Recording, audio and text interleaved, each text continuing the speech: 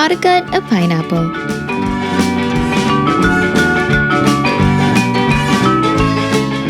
First, cut off the ends. Lay the pineapple on its side and using a bread knife, cut off the top and bottom. Second, peel the skin.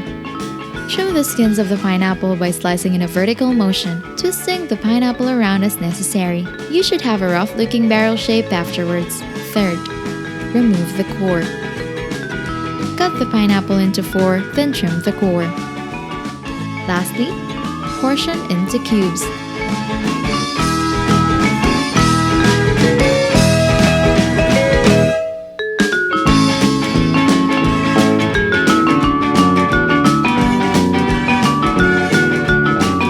Don't forget to hit like, subscribe, and turn on that notification bell to catch more easy and tasty dishes to try at home.